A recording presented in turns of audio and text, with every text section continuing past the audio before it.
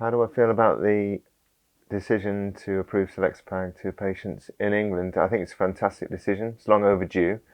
Obviously, the drug's been licensed and approved for use for several years now, and it's in use in Europe and around the world. So it's absolutely essential for our patients that they get access to this new therapy. I think it's fantastic news for patients, and it's also great news for the NHS. Well, the patient voice was absolutely crucial.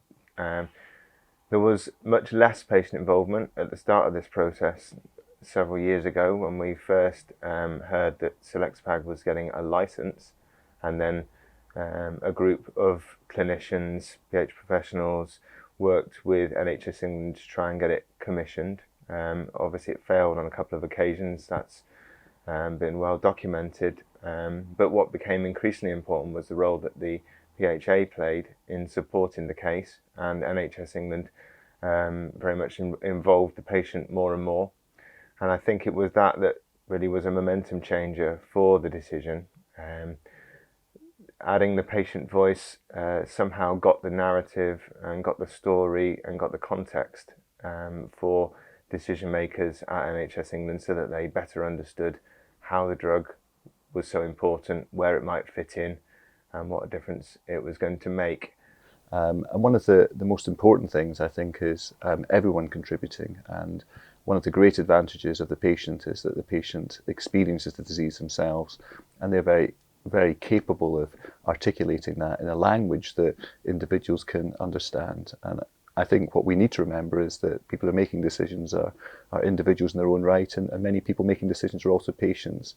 And here, a patient story, I think, brings all the important aspects of how the condition affects people much, much more to life than a doctor going on or droning on about the hemodynamic and physiological effects. So I think what the patient and their families and caregivers bring is they bring a degree of reality that is often missed out in other descriptions of the illness. So it's very, very important when you're communicating with people to have a nice narrative and a nice story, and to understand what a huge impact that pulmonary hypertension can make on people's lives. It's really important for patients to get involved with these sorts of opportunities to share their experiences, because as clinicians, then we have a long experience of working in this clinical area. We can interrogate and understand trial results, those sorts of scientific things. But what we can't articulate as well as the patient is actually what living with that condition is like, the impact on day-to-day activities, understanding the goals and what people would want from a treatment might be very different sitting from a clinician perspective to that patient perspective. So I think it's really important because they add a totally different sort of voice and a totally different part of the conversation than anything that we as clinicians can give. So yeah, absolutely important. And people must always feel, even if they've never come forward, never spoke up before, that they must always feel they've got a voice, and PHA is always willing to hear from any of their members across the board, because everyone's take on it's going to be slightly different, and the impact of an improvement in their condition has a different impact on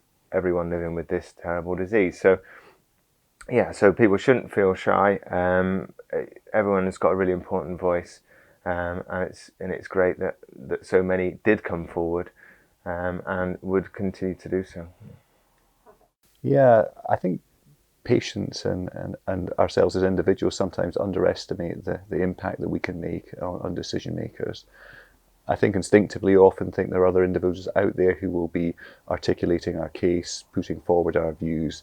And actually, I think what we all sometimes need to remember is what an important voice we all have as individuals. And within the NHS, I think people who are making decisions are used to hearing from different groups, physicians, healthcare professionals, lobbying for different treatments and why it's so important. And I think to hear it from the patient's perspective and from family members is sometimes much more refreshing and also gives another angle. I've learned a huge amount from from patients and their families, and we hope that by learning from patients and their families and from their experiences, that makes us better caregivers, better doctors, better nurses. So I just like to say to all the patients and their family members who lent their voice to the campaign, just to say thank you very much, and also just to remind people, not that they need any reminding, but that it's important to continue to do this, continue to lobby, continue to work with associations like the Patients Association, the PHA UK.